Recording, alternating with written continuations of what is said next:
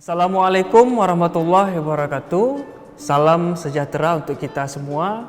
Perkenalkan, nama saya Firzan STMT dan saya merupakan salah satu dosen pada program studi Teknik Sipil Fakultas Teknik Universitas Teguh Umar. Dan saat ini saya dipercayakan oleh Prodi untuk mengajar mata kuliah Rekayasa Lalu Lintas, di mana mata kuliah Rekayasa Lalu Lintas merupakan mata kuliah pilihan wajib pada Prodi Teknik Sipil di semester 3 dengan bobot SKS 2 SKS. Baiklah, saya akan menjelaskan tentang transkrip mata kuliah yang akan saya ajarkan, yaitu mata kuliah Rekayasa Lalu Lintas ini merupakan salah satu dari cabang ilmu teknik transportasi yang mengarah kepada perencanaan ruang lalu lintas, yaitu berhubungan dengan geometrik jalan, pengoperasian lalu lintas jalan, penyediaan ruang lalu lintas yang aman, nyaman, dan ekonomis. Dengan tujuan utamanya adalah untuk menyediakan dan merencanakan ruang lalu lintas yang berkeselamatan bagi pengguna fasilitas transportasi.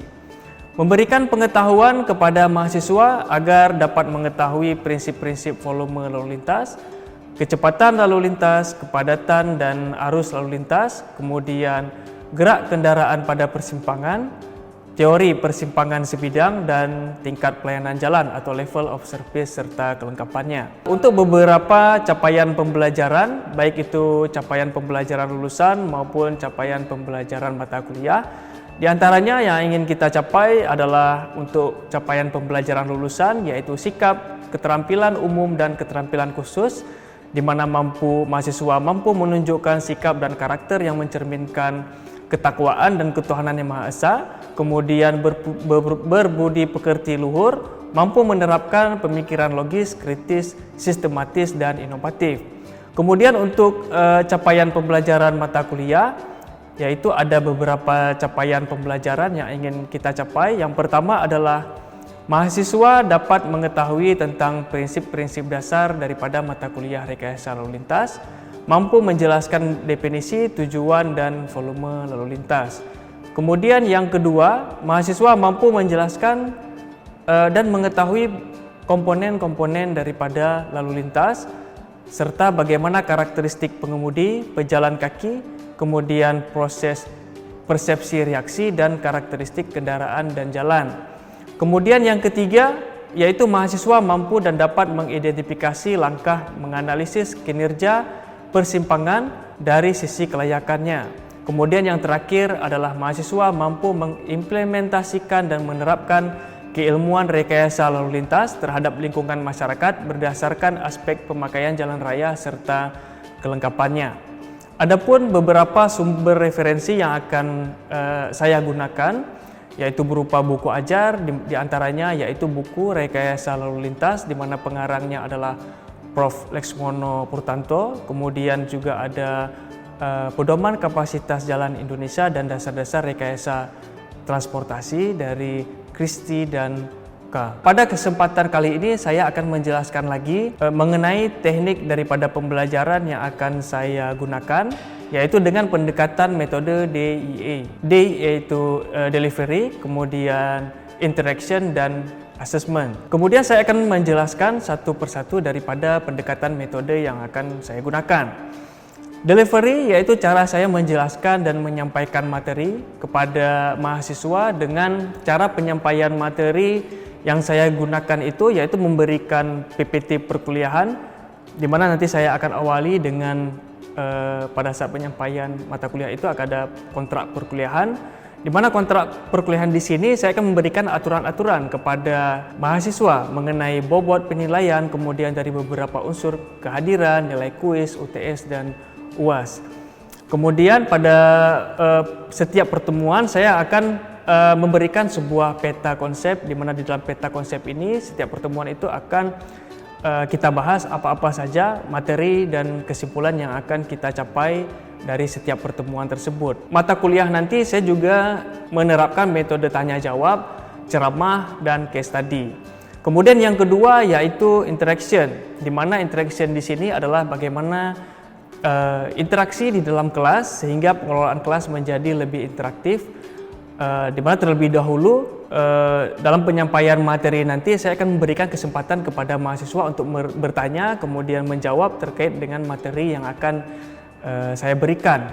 Dan kemudian di akhir saya akan melakukan asesmen dengan cara memberikan penilaian kepada mahasiswa berdasarkan evaluasi daripada setiap pertemuan yang akan saya ajarkan, ya, di mana setiap asesmen di mana di dalam asesmen tersebut beberapa bobot penilaian yang akan saya terapkan, yaitu ada kuis dengan bobot 10%, kemudian tugas kelompok dengan bobot 25%, kemudian UTS 25% dan ujian akhir semester sebesar 40%. Kemudian dalam asesmen berikutnya, untuk reward kepada mahasiswa yang aktif dalam kelas, yang aktif menjawab soal, saya akan memberikan nilai plus bagi mereka yang memiliki interaktif lebih dalam kelas. Baik, selanjutnya saya akan menampilkan video pembelajaran yang akan saya lakukan bersama dengan mahasiswa.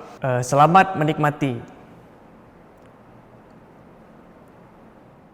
Bismillahirrahmanirrahim. Assalamualaikum warahmatullahi wabarakatuh. Waalaikumsalam warahmatullahi wabarakatuh. Alhamdulillah, hari ini kita masih diberi kesehatan dan kesempatan untuk mengikuti perkuliahan kita seperti biasa. Nah, jadi sebelum kita memulai perkuliahan kita, ada baiknya kita berdoa dulu menurut kepercayaan dan agama kita masing-masing. Berdoa kita mulai. Berdoa selesai. Nah, bagaimana semangatnya untuk belajar hari ini? Semangat ya? Ya, hari ini merupakan pertemuan kita yang ke-14 dalam mata kuliah Rekayasa Lalu Lintas 1. Nah, jadi di dalam pertemuan ke-14 ini, adapun judul yang akan kita bahas atau materi yang akan kita kaji ini adalah berhubungan dengan tingkat pelayanan jalan atau LOS atau Level of Service ya. Adapun target pembelajaran kita hari ini yang kita inginkan adalah yang Bapak inginkan itu di mana mahasiswa Bapak itu nantinya akan mampu mengidentifikasi dan menganalisis tingkat pelayanan jalan atau level of service dan bagaimana pemecahan permasalahan dalam meningkatkan tingkat pelayanan dari suatu ruas jalan ya.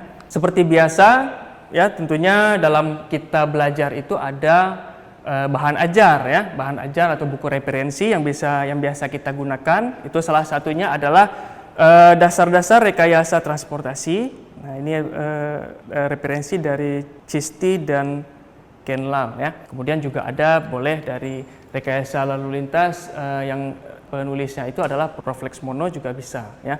Nah, kemudian juga ada referensi yang lain, ada MKJI, kemudian juga ada PKJI dan HCM. Jadi sebelum kita mengenal lebih jauh tentang tingkat pelayanan dari suatu ruas jalan, kira-kira adik-adik mahasiswa melihat gambar ini apa yang ada di pikiran kalian gitu? Ya, silakan Zulfahmi. Perkenalkan, nama saya Zulfahmi. Saya ingin sedikit menjelaskan terkait pendapat saya di penjelasan gambar tersebut, Pak. Di situ yang pertama ada situasi macet. Ya, terima kasih. Memang tadi jawaban Zulfahmi itu sudah menggambarkan bagaimana situasi atau kondisi daripada arus lalu lintas yang kita lihat pada gambar di sini ya, di mana terjadi kemacetan, kemudian juga kesemerautan lalu lintas ya, berbagai banyak faktor daripada komponen-komponen lalu lintas itu. Ada karakteristik kendaraan kita lihat di sini ya, juga ada hambatan samping yang tinggi ya kan. Coba kalian perhatikan di sini gambarnya, ada hambatan samping yang tinggi juga ada. Contoh hambatan samping misalnya seperti pejalan kaki misalnya ya, itu juga bagian daripada hambatan samping. Kemudian juga selain karakteristik kendaraan, karakteristik jalan, kemudian juga karakteristik lingkungan dan juga hambatan samping yang tinggi. Nah, ini merupakan salah satu penyebab permasalahan transportasi di wilayah perkotaan yang memang saat ini sudah tidak bisa kita elak ya. Nah, jadi mengkaji lagi lebih dalam bahwa salah satu penyebab permasalahan transportasi perkotaan ini, salah satunya adalah, mungkin salah satu faktornya adalah urbanisasi ya. Kemudian juga terbatasnya sistem jaringan jalan. Yang dimaksud dengan urbanisasi apa? Perpindahan masyarakat dari desa ke kota, ya kan? Nah, jadi tingginya arus lalu lintas di wilayah perkotaan itu salah satu faktornya karena urbanisasi, yaitu tingginya perpindahan masyarakat dari desa ke kota, karena di kota ada anggapan orang bahwa kota itu menyediakan begitu banyak lapangan pekerjaan, pendidikan dan masa depan yang cerah, kan begitu ya. Pendidikan, ada yang melanjutkan kuliah, ada yang melanjutkan sekolah, segala macam, juga banyak lowongan pekerjaan di wilayah perkotaan. Nah, itu salah satu menyebabkan bahwa kota itu adalah tempat terjadinya urbanisasi tadi. Kemudian juga terbatasnya sistem jaringan jalan ya. Rendahnya total lalu lintas daripada jaringan jalan atau ruas jalan jika dibandingkan dengan total luas daerah perkotaan. Memang salah satu kendala lainnya selain urbanisasi yaitu terbatasnya sistem jaringan jalan di wilayah perkotaan. Rekayasa lalu lintas ini adalah salah satu cabang ilmu teknik sipil bidang transportasi ya, di mana kita merencanakan ruang lalu lintas. Nah, bagaimana kita mengefektifkan ruang lalu lintas untuk mengurangi salah satunya permasalahan dan pendekatan yang biasa kita lakukan itu di dalam mengurangi permasalahan transportasi tadi, salah satunya karena kemacetan dan kesembrautan ketidakefektifannya ruang lalu lintas tadi. Yang pertama ada pendekatan yang kita lakukan untuk mengurangi permasalahan tadi, ada construction approach ya. Kemudian juga ada restrictive approach. Construction approach ini adalah apa? Membangun jalan dan memperlebar jalan. Nah, itu adalah salah satu pendekatan pertama ya. Jadi untuk menguraikan volume lalu lintas yang tinggi, kita melakukan pendekatan mengurangi permasalahan tadi dengan membangun jalan dan memperlebar jalan ya. Kemudian kita lihat gambar di sini. Awal-awalnya itu ruas jalan yang awalnya dibangun itu atau dilaksanakan pertama itu adalah yang ini ya kan. Karena volume lalu lintasnya di sini yang sudah tinggi, kemudian karena tingkat pelayanan jalannya sudah terjadi kemacetan segala macam ya. Sehingga kemudian dibuat flyover lagi kan. Nah, untuk meningkatkan tingkat pelayanan jalan yang ini. Kemudian setelah adanya flyover, ternyata flyover juga belum mampu mengurai kemacetan tadi ya, karena faktor tadi pertumbuhan kendaraan dan jaringan jalan yang berbanding 6:1, lebih tinggi pertumbuhan kendaraan ya dibandingkan dengan pertumbuhan jaringan jalan. Nah, ternyata setelah dibangun jalan flyover juga tidak mampu mengurai kemacetan ya, sehingga dibangun lagi expressway lagi di atasnya. Jadi ini adalah sebuah siklus dalam mengurangi kemacetan dengan pendekatan memperlebar jalan dan menambah kapasitas jalan tadi ya. Nah, begitu. Nah, jadi berdasarkan gambar ini, nah, bagaimana pendapat daripada saudara atau adik-adik mahasiswa? Bertanya Pak. Ya. Kalau habis lihat langsung dari gambar ini kayaknya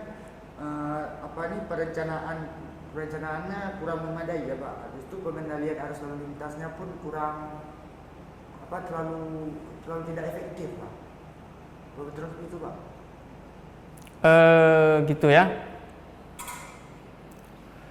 Nah, jadi dalam pendekatan yang awal tadi, yaitu pertama yaitu dengan melakukan peningkatan kapasitas jalan ya, menambah flyover, kemudian menambah expressway. Ternyata dalam pendekatan seperti ini ternyata juga tidak mengurangi jumlah kendaraan dibandingkan dengan pembangunan sistem jaringan jalan yang ada. Nah, kalau kita melakukan pendekatan seperti ini ya. Jika kita melihat gambar yang tadi ya, kemudian dengan melakukan pendekatan tadi ya, meningkatkan kapasitas jalan, menambah flyover, menambah expressway, tentunya menambah volume lalu lintas ya kan. Nah, ketika menambah volume lalu lintas, rata-rata kejadian yang akan kita hadapi selanjutnya itu adalah tingginya kecelakaan lalu lintas ya, karena sudah terlalu banyak kendaraan yang ada di memenuhi ruas jalan kan begitu ya. Jadi tingginya kecelakaan lalu lintas. Jadi kalau kita lihat di sini, usia daripada yang mengalami kecelakaan lalu lintas itu adalah antara 20 sampai dengan 24 tahun. Nah, jadi kalau kita lihat dari grafik ini ya, itu yang paling tinggi. Kemudian kalau dari sisi jenis kendaraannya itu adalah sepeda motor ya. Jadi sepeda motor yang paling banyak terlibat kecelakaan. Kemudian di sini juga ada kalau dari jenis kelaminnya itu lebih besar laki-laki dibandingkan dengan perempuan. Nah, itu kira-kira faktornya kenapa itu? Karena mungkin bisa jadi laki-laki lebih banyak waktunya itu di luar ya dibandingkan dengan rumah. Nah, jadi di dalam kasus kecelakaan ini mungkin ya seperti pembahasan kita di pertemuan-pertemuan yang lalu di pertemuan-pertemuan di awal saya rasa saya tidak membahas lebih dalam tentang kasus karakteristik daya tangkap pengemudi ya dari kasus kecelakaan ini, karena kita sudah pernah membahas di pertemuan kedua bahwa dalam karakteristik daya tangkap pengemudi itu kan macam-macam faktornya. Ada karena kemampuan melihat objek secara jelas, kemudian juga kemampuan membedakan warna, kemudian juga kemampuan pengemudi dalam pulih daripada silau kendaraan yang datang dari arus yang berlawanan. Nah, itu salah satu karakteristik pengemudi yang mungkin yang pernah kita bahas di pertemuan-pertemuan sebelumnya ya. Atau kalian mungkin masih ingat dalam ada itu yang istilahnya proses PF. Pernah dengar proses PF? Izin Pak. Ya. Saya Muhammad Abdullah yang menjawab. PF adalah waktu yang dibutuhkan pengemudi dalam melakukan proses resepsi, mengolah informasi, identifikasi, emosi, dan collision atau reaksi. Ya, bagus, Saudara Muhammad Fatwa ya. Nah, memang dalam karakteristik pengemudi itu ada dikenal dengan proses PF atau proses reaksi ya. Jadi biasanya kalau untuk waktu PF yang direkomendasi itu adalah sekitar 2,5 second ya. Jadi 2,5 second itu seseorang untuk menghindari daripada tabrakan. Jadi setelah 2,5 second itu biasanya akan terjadi kecelakaan ya. Nah, kemudian tadi permasalahan dengan peningkatan jalan dan memperlebar jalan ya. Kemudian yang berikutnya itu adalah tanpa membangun jalan dan memperlebar jalan. Nah, jadi kita mengurai permasalahan lalu lintas tadi dengan tanpa membangun jalan dan memperlebar jalan, yaitu dengan melakukan manajemen perencanaan ruang lalu lintas.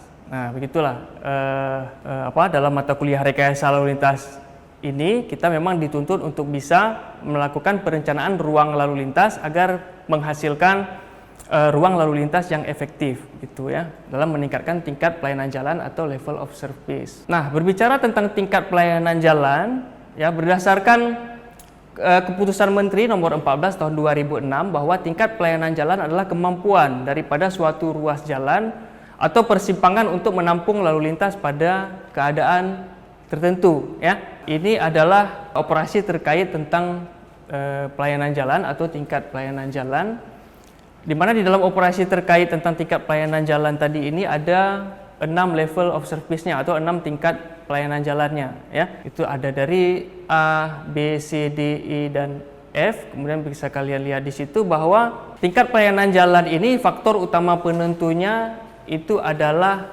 kinerja dari suatu ruas jalan atau nilai rasio derajat kejenuhannya Apa itu nilai rasio derajat kejenuhan? Atau biasa disebut dengan V per C? Izin Pak. Ya, Saudara Muhammad Fatwa, silakan. V per C itu, V adalah volume lalu lintas jumlah kendaraan dalam suatu ruas jalan tertentu. Di dalamnya ada sepeda motor, kendaraan ringan, dan kendaraan berat. Sedangkan C adalah kapasitas atau daya tampung suatu ruas jalan.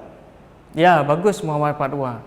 Nah, jadi berbicara tentang nilai rasio derajat kejenuhan atau V per C, volume per kapasitas, itu memang pengertian daripada volume sendiri sudah pernah kita bahas ya di pertemuan-pertemuan sebelumnya. Begitu juga dengan perhitungan kapasitas jalan ya, atau daya tampung daripada volume lalu lintas yang dapat ditampung dari suatu ruas jalan ya. Jadi memang di pertemuan ke-14 ini kita sedikit merangkum dari pertemuan-pertemuan sebelumnya. Kemudian kita lihat kembali lagi ke tabel operasi tingkat pelayanan jalan di sini. Nah, bahwa 6 level ya, 6 level tingkat pelayanan jalan. Jika nilai rasio derajat kejenuhannya itu semakin dia mendekati 1, maka itu menandakan bahwa suatu ruas jalan itu memang dalam kondisi yang sudah sangat macet. Begitu ya. Jika kita perhatikan di sini bahwa tingkat pelayanan A, F per C rasionya adalah lebih kecil daripada 0,6. Nah, itu artinya volumenya sedikit, ya kan? Jadi volume lalu lintasnya sedikit, jadi sedangkan kapasitasnya lebih besar, ya. Kemudian pada tingkat pelayanan yang paling di bawah itu ada F. Di sini F per C rasionya melebihi 1. Nah, itu menandakan memang tingkat pelayanan jalan itu sudah sangat macet, sudah sangat padat, ya, sehingga kendaraan sudah tidak mampu bergerak lagi, begitu.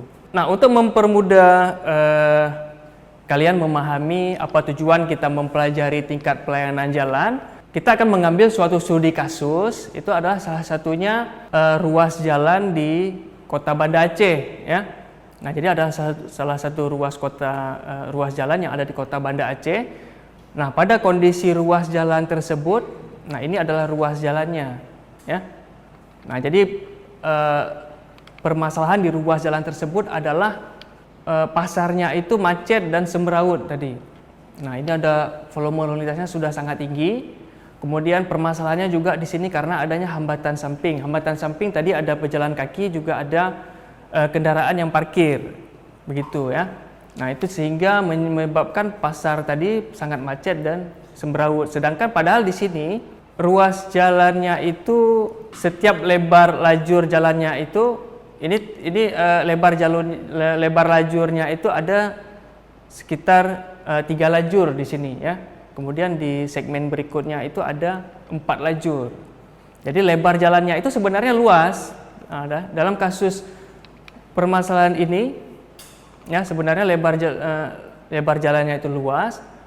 Di sini ada sekitar 14 meter dan di sini ada sekitar 12 meter ya. Nah, jadi bisa kalian bayangkan kalau 14 meter itu kan luas ya. Jadi kenapa masih terjadi kemacetan tadi, padahal ruas jalannya sudah luas 14 meter. Nah, ini adalah kondisi existingnya. Jika kalian perhatikan di sini, pada kondisi existing di sini, ini adalah parkirnya sepeda motor ya. Kemudian di sini ada parkir kendaraan roda 4. Kemudian di segmen berikutnya, di sini ada parkir kendaraan roda 4 dan juga ada parkir sepeda motor.